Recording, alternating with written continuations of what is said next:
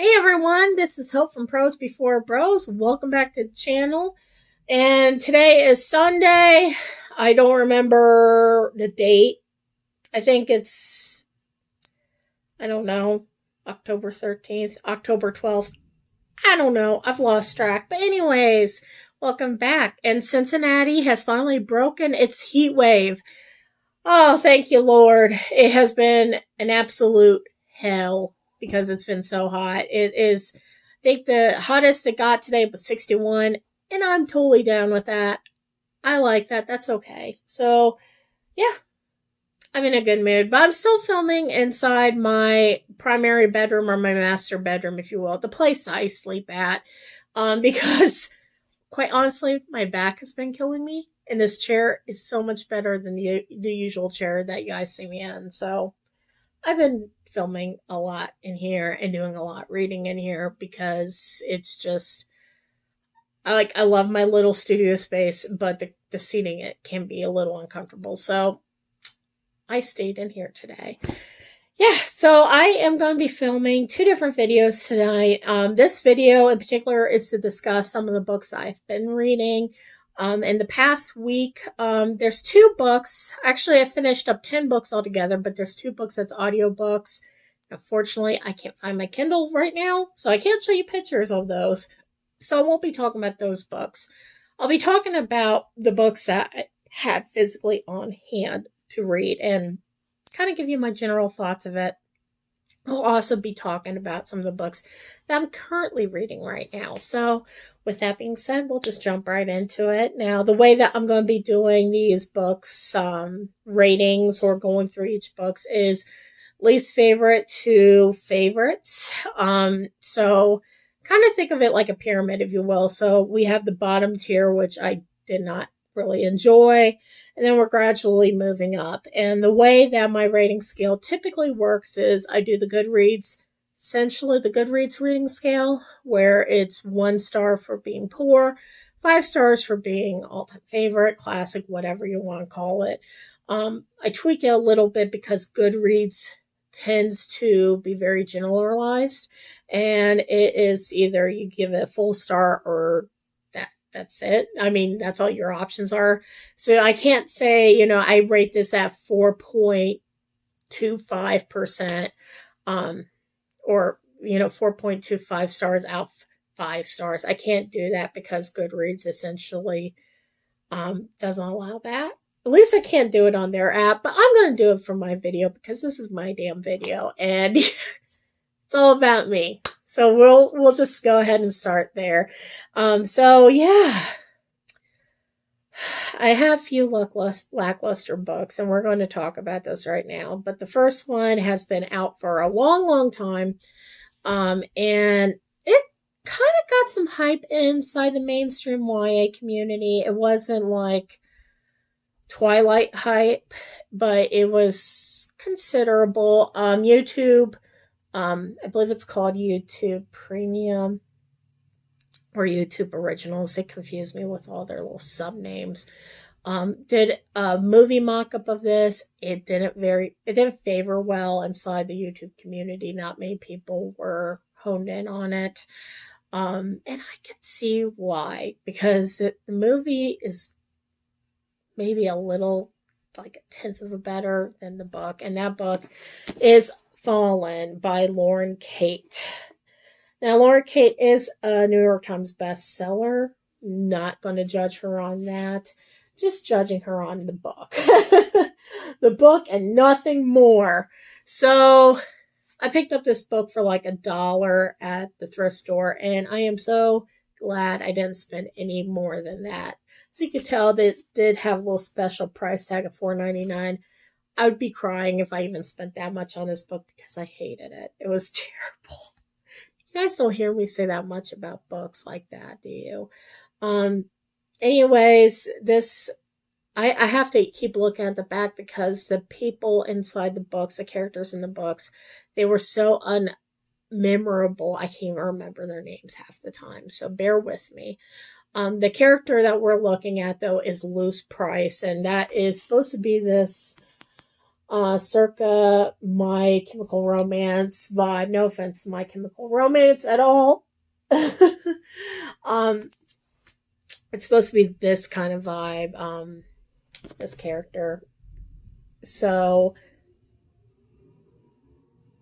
wow, that was like really loud. Anyway, um, it's supposed to be one of those dark spellbinding books, and it was not for me. So Luce is in this boarding school.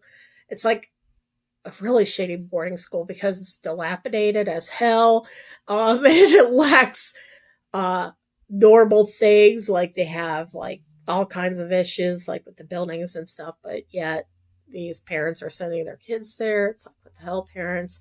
This boarding school is supposed to be like for people that for kids that have some sort of record, criminal record of some sort, juvenile record. And Luce goes there, and you don't really know why she goes there. You know that she has a past where her ex-boyfriend passes, not ex-boyfriend, her boyfriend passes away. And somehow she's involved with it. I don't know. They never talk about it. That gets a little irritating. But she meets this Daniel guy, and she is, of course, smitten by Daniel the very first time she sees him. It's like love at first sight or some Happy Day bullshit like that. So she ends up falling in love with him, and of course he's dark and brooding, and he doesn't want to be near her, so he pushes her away by being just a prick, and she gets upset, but yet she's still drawn to him. So this sounds familiar, right? This sounds like Twilight, like maybe a campier version of Twilight. And don't get me wrong, guys. I have all the Twilight books. I actually liked the Twilight books. And I know those are up for debate with a lot of people. There are some troubling things about the Twilight books that obviously were problematic. I just tried to enjoy them for just the novelty of enjoying them. That was it. I didn't sit there and critique them that much. And I kind of wish I tried to do that with this book, but it just so poorly done. It was poorly executed.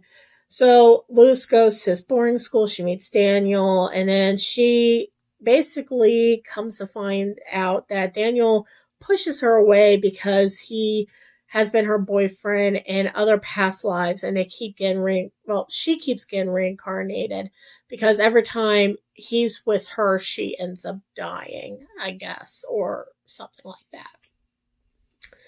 that. So he's trying to protect her and push her away. Okay, whatever. And it just has so many things wrong with this book. It just was not captivating at all. And it turns out he might be a guardian angel, this Daniel guy. I don't know. Have no clue. It was just sloppily done. It felt like it was thrown together and put out on the market because paranormal romance was a genre that was like big when this was coming out. And this came out like on the tail end of the Twilight saga, if you will. So there's that. I didn't like it. I felt like it was very unoriginal, and it was very Mary Sue. Like Luce was a very Mary Sue character. Like she is devastatingly beautiful, but yet she doesn't see that she's beautiful. And all these guys are fawning over her. It's just like on and on and on and on. And it just was not an interesting nor entertaining read for me. So I think on Goodreads I gave this 2 stars, and that was just because I was feeling generous that day. But honestly, I'd probably give it 1 star, if that, if it would even hit my radar. I did not like it, and I'm so glad I only paid $1 for it. So I threw that across the room. Granted, it didn't do much damage because it fell on my bed. Likely it's going to go in my unhauls. It was pretty bad. So, with that being said, we'll move on. Next book I have, if I could stop sniffling, is The Wolf of Wall Street by Jordan Belfort. And I know, guys, you guys are going to totally razz on me because this is a movie tie-in cover. I bought it because it was at the thrift store. That's really it. I didn't buy it for any other reason besides that. But this was kind of one of those buys that I picked up because Martin Scorsese was doing the movie adaptation of it, and I'm a huge Martin Scorsese fan. I love pretty much all of his stuff because he kind of has this dark, campy sense of humor about him, but he keeps things very serious and has like a tone in all his movies, like Goodfellas, Scarface. Mwah. Beautiful, beautiful, beautiful movies. And I love him. So I was excited to see that he was doing a movie adaptation of this. Haven't not read the book yet. And watched the movie before I even picked up the book, which I usually don't do at all. And the movie was so compelling, I was like, I need to pick up the book too. So I happened to see this at thrift stores like Goodwill or something. And this is a memoir essentially of the life of Jordan Belfort, our author. And it follows Jordan's journey, if you will, from where he was starting off as like an amateurish stockbroker. Well, he wasn't even a broker. I think he was like a dialer with this big stock brokerage firm in the 1980s in Manhattan. He starts at this brokerage firm, dialing out numbers, basically getting agents connected to these multimillionaires to invest with them. So a lot of shady shit went down 2 weeks later. His company is completely in the pits.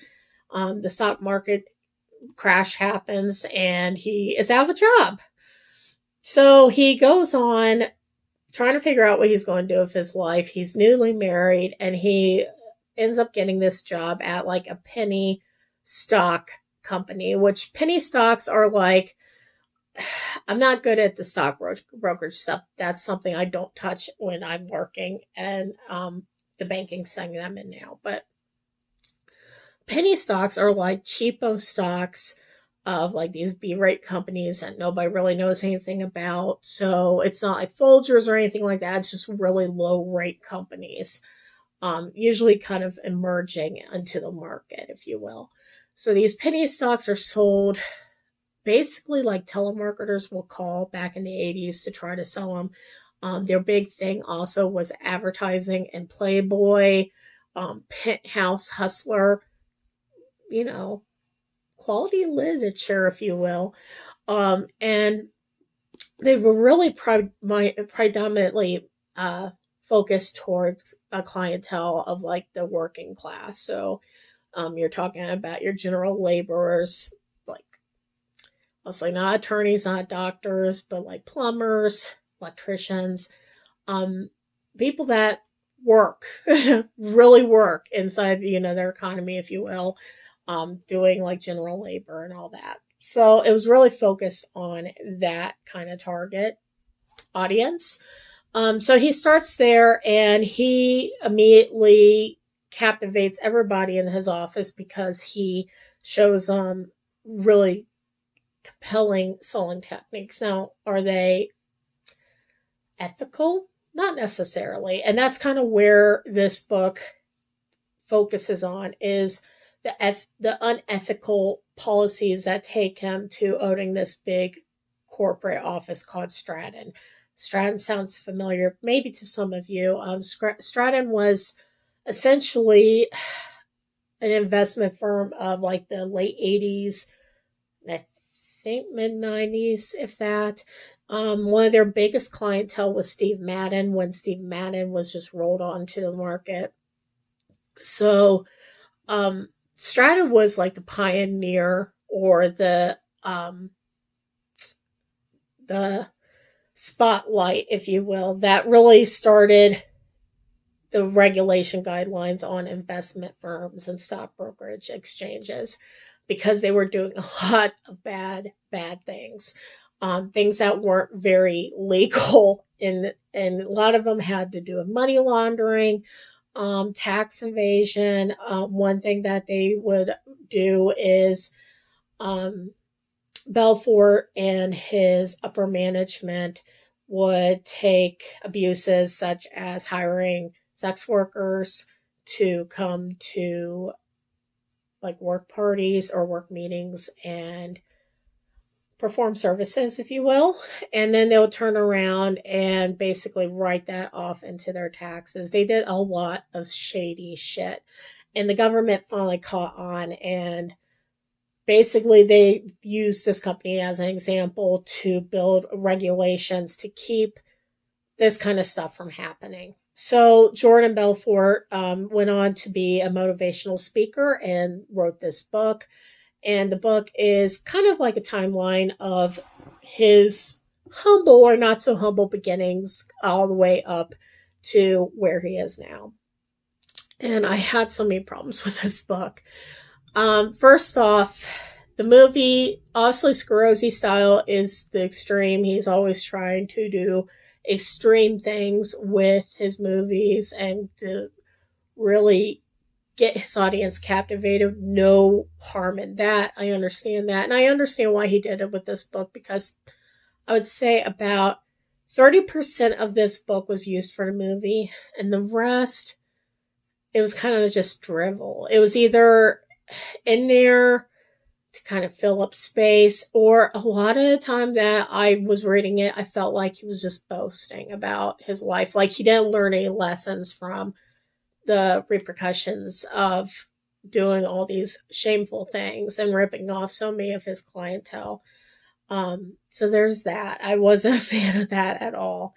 There is an instance where he talks about his child, and his son was born with like this heart defect that only comes, well, it doesn't only come about, but it comes about predominantly when one of the parents has a drug problem, and he had a huge drug problem. He was hooked on cocaine and uppers, downers, all kinds of drugs, and he was taking drugs when him and his wife were trying to have a child. And this poor child suffered immensely and was born with two holes in his heart.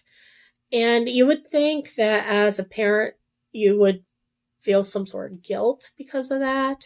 He, inside his book, didn't seem to convey any guilt at all.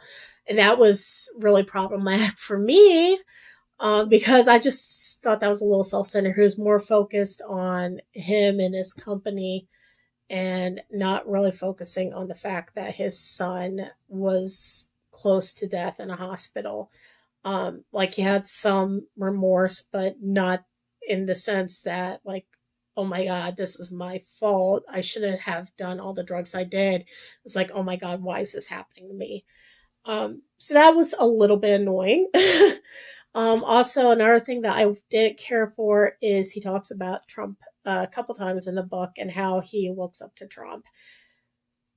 That's not neither here or there. I try not to speak politics on this channel, but I don't really support Trump at all. And I kind of question a person's character when they do support somebody that is so boastful and okay with taking someone else's rights away. It left a bad taste in my mouth. So besides that, some of the stuff was interesting, but overall, it just dragged. It just was a very difficult read for me to read because I didn't feel captivated at all about it. So I ended up giving it 2 stars on Goodreads. I think I would stick with 2 stars, to be honest with you, because there was moments that were interesting, and then there was moments that just were garbage. So, yeah, sorry. Martin Scorsese, you did good. You did very good. Jordan Belfort, you could take a few lessons on maybe being more humble and taking ownership for things that you've done. So that will be going in the unhauls as well. That actually feels really good. I should start doing that. Maybe filming in here isn't so bad because I can actually, it's bigger and I can throw things and feel satisfied. But anyway, next book. This book is so disappointing that I'm putting it inside this rating, the pyramid, the bottom of the pyramid, if you will. And that book is Lisa Grunwald's Time After Time. Now, it was released just recently, and I was so excited about this book because it has time travel in it, or so it is advertised to have time travel. We'll get to that. I saw that it came up in my Goodreads, not my Goodreads, it was Facebook. I have a lot of pages I follow, like publishing houses, and a lot of authors that I follow. And this came up, and I was like all for it. I was like, this sounds like it would be a really good book. It follows the storyline of Joe and Nora. This is one of those books I had to stop again and think of the names because they were very unmemorable characters. Um, Joe is living in 1937, and Nora, excuse me, got hiccups too. A hot mess. Nora's from the 1920s. You don't really get a specific date, if you will. She's in the 1920s. She somehow ends up in 1937. Joe's working at Grand Central Station as an engineer. He sees her. She's standing kind of out of place because she's dressed in flapper gear, and it's 1937. The flapper era is long over.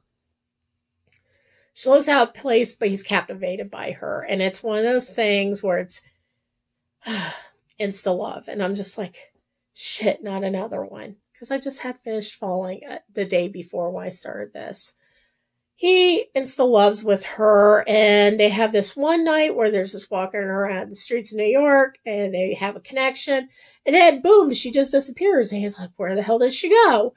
And he doesn't get to see her again until the next year. The following year comes up, and the same time of the year that she had seen him previously. It turns out it has something to do with Manhattan Hinge. I hope I said that right. I think that's the right terminology. And Manhattan Hinge is a really interesting, I don't want to say scientific, but it's kind of a neat thing that happens at least once or twice a year, I think, in New York, where Grand Central Station is in the perfect alignment between all these other skyscraper buildings. And the sun sets at a certain, I don't know what it is exactly, like a certain level.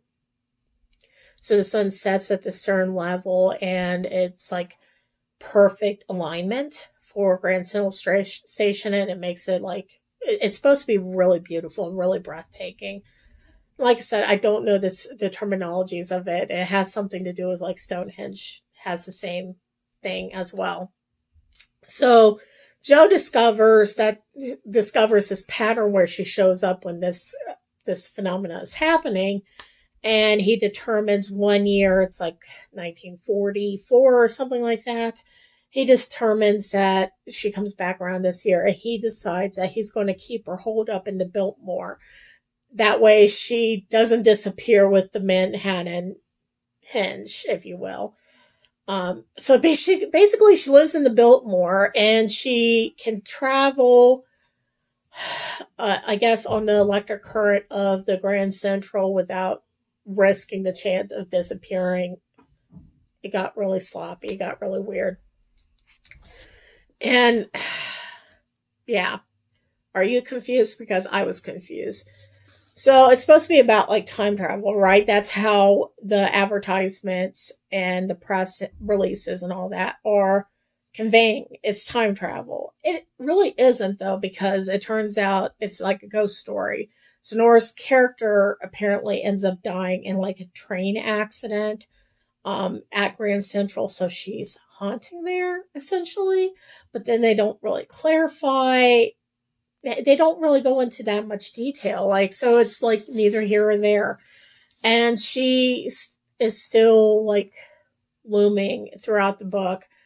And there's a lot of love in this, and I just it's not feeling it at all. Like, the characters felt a little one dimensional as well. Like, I didn't really get the depth of Nora. I didn't really get the depth of Joe. The only depth that I got from Nora is that she was an artist prior to her death, I guess. See, they never really talk about her death, so you don't really know. All you know is she doesn't age. So you're assuming she's a ghost. Yeah, it was just kind of disappointing and a little bit dry for me. I gave it 2 stars on Goodreads. And again, I feel like that's justified. I really wish there was just more of a storyline for Nora and for Jo that gave you a little more depth about their characters and their personalities, because I felt like it was lacking that. And it could have really saved the book just a little bit. It was really fast paced in terms of like the turnaround times, but not like in a good way. I felt like they needed to have a little more depth, of their interactions. Just wasn't feeling it. So, unfortunately, this is going to be on hold at some point. I just wasn't a fan. So, it had a satisfying thud, didn't it? All right, we're going to go into the next book here. And this might come as a surprise to you guys. I haven't read these yet, but I finally decided I was going to pick them up. And the book is A Court of Thorns and Roses by Sarah J. Maas. I hope I said her last name right.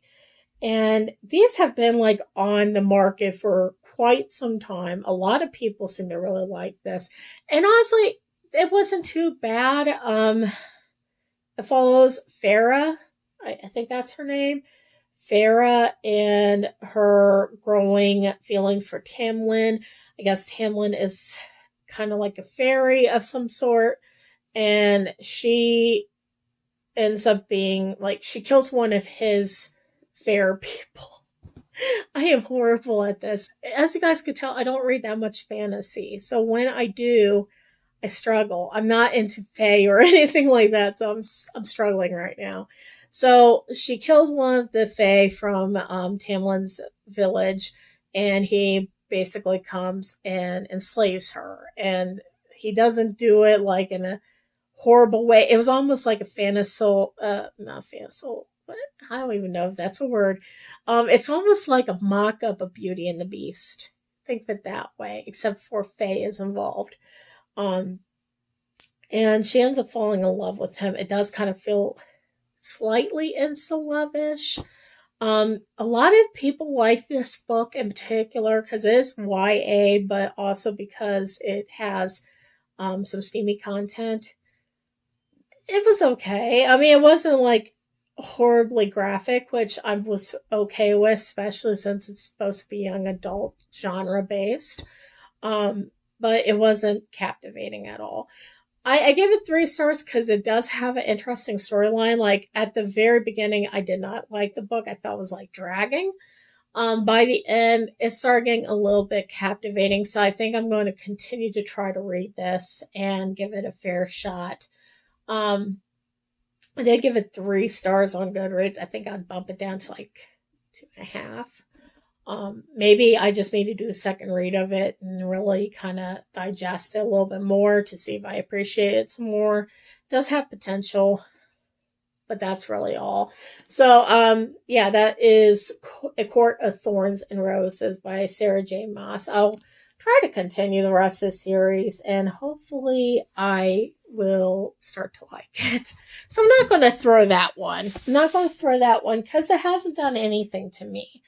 The next book that I picked up that I read, I'm really excited about. I actually gave it 5 stars on Goodreads, but more realistically, I'd probably give it 4.5. And that is the book, A Dream About Lame Bugs, A Life of Music and Cheap Lessons by Ben Folds. So Ben Folds is one of those people that you either love or you hate. And I happen to love him. Is some of his mannerisms questionable? Do I think he's a little chauvinistic? Absolutely, but he does have some beautiful music. He's one of my favorite musicians of all time, and I'm so pissed because he was in Cincinnati last week and he was doing a book signing at Joseph Beth, but it was at Thursday at 2:00, and I'm like, no, I gotta work, dude. Like, what the hell? So I didn't get a chance to go to it, but it's okay. It is what it is. So Ben Folds goes through this and he talks about a lot of his like childhood, his adolescence, and then him as a musician as he started to gain in popularity. A lot of people remember him from Ben's Fold 5, where he wrote the song Brick. The song Brick was one of their bigger hits out of all of his songs, and it was, I think it was like 97 that was released. It was released when I was like in middle school. I remember that. And it was about his girlfriend and him having to deal with abortion at a teenage and in their teenage years. So he got a lot of reception from that, both good and bad. And he went on to create more music, and that was really his story. It was really interesting to read this because, like I said, a lot of people take him as extremely chauvinistic, and I think he has those chauvinistic traits about him where you could see where people may be turned off by his personality. But I felt like when I read this, I got a better understanding of why he is the way he is. I definitely don't think he feels like he's better than everybody else. I think he is very reflective. He almost kind of reminds me of not River Phoenix, Rivers Cuomo from Weezer. Everybody thinks that he's real standoffish because of his mannerisms, and in reality, I think he has like social anxiety and some other things going on with him. So it makes it very hard for him to connect with people. And I feel like with this, that kind of gave me just like hearing or reading his words, if you will. It gave me an understanding of why he might come off as chauvinistic. It was really interesting to read through his life, like he was talking about his past relationships. He's been married like 4 times, I think, and he kind of struggles with it. And at the very near the end, he said, "Maybe I'm just not a person that's meant to be married." It's simple as that. I have these connections, and I could keep having connections like this, but maybe I shouldn't be tied down. And that's true. I think a lot of people are like that. So it does talk about his life in North Carolina with his family, and his dad is like super working class, and he talks about that, which I felt like was nice and humbling to see him talk about that. He did have some really interesting stories, and actually, let me see if I can find a picture in here because it was super hilarious. Apparently, he used to play polka shows for people. Oh, here it is. And there was like a restaurant that he worked at. So there he is in his little outfit, his little German outfit. He was talking about when he almost got mugged coming home from a gig wearing that outfit. And thankfully he was able to get out of the situation. I thought that was kind of interesting, scary, and entertaining all at the same time. But I really loved this book. It really gave me a lot of inspiration almost because he talked about how he struggled with writing and how he questions himself and critiques himself. So if you're a writer of any sort, or even just a generalized artist, whether you're painting or writing music or whatever, I think this is a good like read for you to pick up and just kind of give it a shot, if you will, if you need a little motivation, a little encouragement, because he does offer that here. So, like I said, I gave this a 4-star, or actually a 5-star on Goodreads. I'd probably end up just giving it a 4.5 because with every book, they do have their flaws essentially, but I did really enjoy this. So, yay! If you like Ben Folds, check that out. All right, so the next book I picked up and actually enjoyed, to my surprise, I'm still shocked, is a new book that's been on the market for a couple months, and that is Serpent and Dove by Shelby Mulhern. So I say that I was shocked because Sarah J. Maas loved this book. I'm giving her so much hate, and I don't mean to. She's not that horrible of a writer. Just that genre. I have such a hard time with it. It's a fantasy book of sorts where a witch and a witch hunter are forced into an arranged marriage. And the way that like it was presented in the press is like they knew that she was a witch, but in reality they didn't know that she was a witch. They thought she was this crime person, like she was a criminal. So um it is interesting though because the characters end up falling in love with each other, and the main character, the witch, is Louise, and then her betrothed is Reed, and Reed is a witch hunter, who actually was an orphan. His mother basically dumped him in a garbage bin, and Archbishop found him and brought him into the home and basically trained him to be a witch hunter. And you find out later on why the Archbishop and the religious governance is really against witches, and it's really a very captivating read. Now, when I first started reading this, it kind of dragged for me a little bit. And I think, again, it has something to do with just the fact that it's fantasy driven. I like some fantasy. I'm not crazy gung ho about it. It's kind of like what Chelsea from Chelsea Darling Reads always says. I'm not a big fantasy person. She gives books a try, and sometimes she loves them, and sometimes she just can't get into them. And I felt like I was going to have that problem with this book, and it probably was not halfway through the book, probably a quarter of a way through the book. I started realizing this book is actually really good. It's really interesting. And one way that I could tell that I'm going to really enjoy a book is I have to read it at home when I get a chance. And then also I have to listen to it at work if I can't read it. So I ended up getting the audiobook as well. And I was listening to it when I couldn't read it. And I knew because of that, I was going to enjoy the book. And I absolutely love this book. It is so, so, so good. I ended up giving it 4 star. Well, was it 4 stars? Maybe it was 5 stars on Goodreads. But again, realistically, if I had to put it in the hope meter of likes and dislikes, I would say it would be a 4.5 as well. I could definitely rate it up there. But it is just an interesting book. You find out a lot, and then at the very end, there is kind of a twist.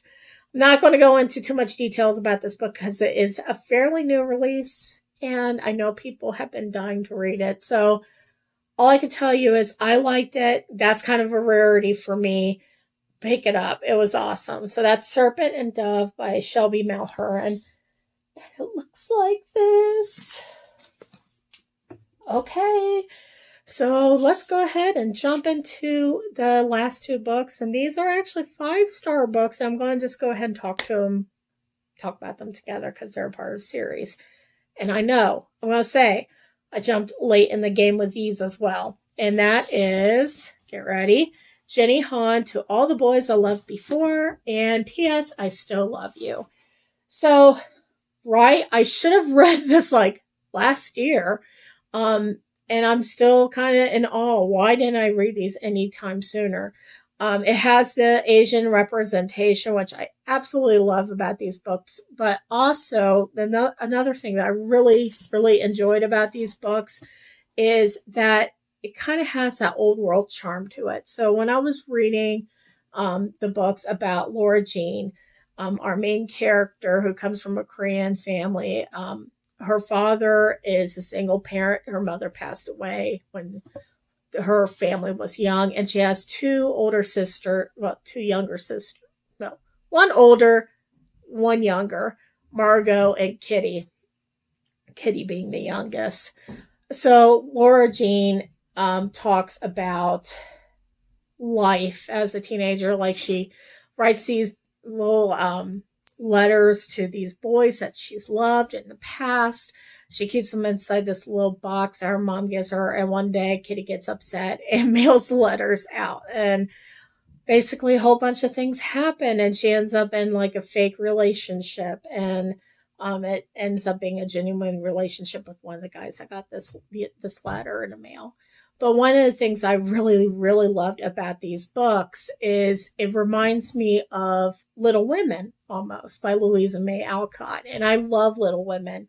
That was actually one of the first books that I read as a kid. And the family dynamic is so similar to that. And it's just such a pure read that I kind of felt like I was just right there listening. And Laura Jean reminds me so much of Jo from Little Women, Jo March. Margot reminds me of the older sister. Guys, it was just so good. These books are just wonderful to read, and they kept me captivated. I'm planning on reading the third final installment, hopefully this week, and I'm just beyond excited. I ended up giving both these 5 stars, and I think it was just because it just had that old-fashioned authenticity that you look for inside. Um, that is lacking sometimes in the young adult books, and it was just refreshing. Just a refreshing read. Like I said, it's got Asian representation, so that made it even more better for me. But yeah, if you haven't read those yet, pick them up. And the Netflix movie is super cute. I can't wait till the second one comes out. So there you have it. Those are the top books, like I said, that I read for this week. Some of them weren't so great. That's okay. They're going in a whole pile. I'm cool with that. But other than that, what I got going on right now is, you guys are going to be surprised. I still haven't finished House of Salt and Sorrow, and it's just because of being wrapped up in other books. I will tell you that I'm like halfway through it right now. I'm really enjoying it. It's a very captivating read. The thing is just finding the time to sit down and read it. I think a part of me just doesn't want to read it too fast, so I have the horrible hangover of not enjoying it again. So I'm still reading this one. It has that very Victorian Gothic feel to it. So yes, I'm enjoying it a lot. I just need to sit down and read it and get it over with. The last book that I'm also reading right now is Body Positive Power, because life is already happening and you don't need flat abs to live it. Whew, that's a doozy.